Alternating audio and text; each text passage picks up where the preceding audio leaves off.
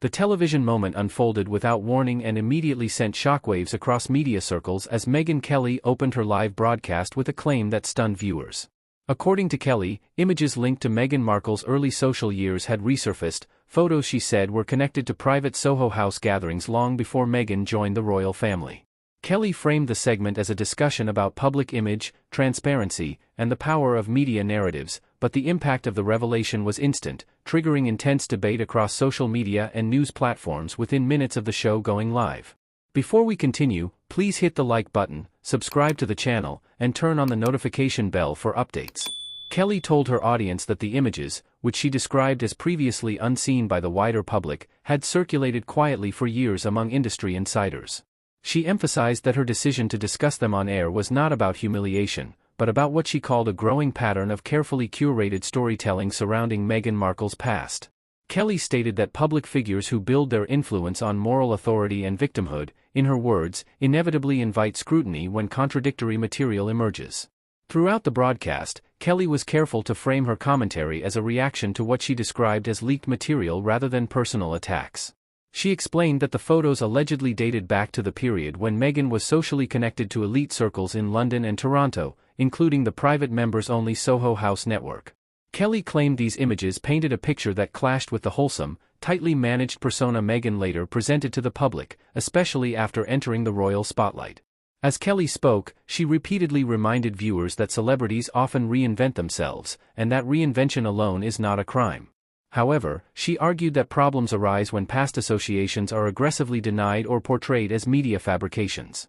Kelly asserted that several journalists had quietly acknowledged the existence of these photos for years but avoided publishing them due to legal pressure and fear of backlash. Her on-air commentary suggested that the dam had finally broken. The reaction was swift and polarized. Supporters of Meghan Markle accused Kelly of reviving old material to generate controversy and ratings, arguing that a woman's social life prior to marriage should not be used as a weapon decades later. Critics, however, praised Kelly for what they saw as challenging a carefully protected narrative that had gone largely unquestioned in mainstream outlets. Within hours, hashtags related to the broadcast trended globally, reflecting just how deeply the story resonated with audiences. Kelly also addressed the broader media environment, criticizing what she described as selective outrage. She questioned why some figures receive blanket protection while others are relentlessly scrutinized for far less. In her view, the issue was not the photos themselves but the way public discourse shuts down uncomfortable conversations when they involve favored personalities.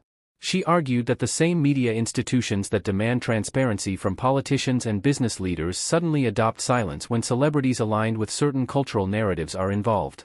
According to Kelly, the images had been shared with her program by sources who believed the public deserved context. She stopped short of displaying explicit content, instead describing the nature of the photos in general terms. Kelly claimed they showed Meghan at private social events, dressed and posed in ways that contradicted the image of an outsider later emphasized in interviews and documentaries. She stressed that viewers should draw their own conclusions, but insisted the existence of the photos themselves was no longer deniable. Legal experts quickly weighed in after the broadcast, noting that discussing alleged leaked photos without showing them is a strategy often used to avoid defamation claims. Several commentators pointed out that Kelly carefully relied on language like reportedly, allegedly, and according to sources. This cautious phrasing did little to slow the spread of speculation, as online commentators filled in gaps with their own interpretations, often far more extreme than anything said on air. Meghan Markle's representatives did not immediately respond to requests for comment following the broadcast. Silence, however, only intensified the conversation.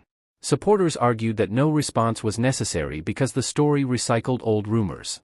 Critics countered that a firm denial could have shut down the discussion instantly. The absence of an official statement became a story in itself, with pundits debating whether legal action or strategic silence would follow. The controversy also reopened long-standing debates about Soho House itself, a private members' club long associated with celebrities, creatives, and political figures. Kelly briefly touched on the organization's reputation for discretion, noting that privacy is its most valuable currency. She suggested that this culture of secrecy allowed powerful people to control narratives while leaving outsiders in the dark. That assertion reignited conspiracy theories and renewed public curiosity about who frequents such spaces and what stays hidden behind closed doors. Media analysts observed that Kelly's segment marked a turning point in how Meghan-related stories are covered. For years, criticism of Megyn has often been framed as off-limits or motivated by malice. Kelly directly challenged that framing, arguing that skepticism is not hatred and that asking questions is not abuse.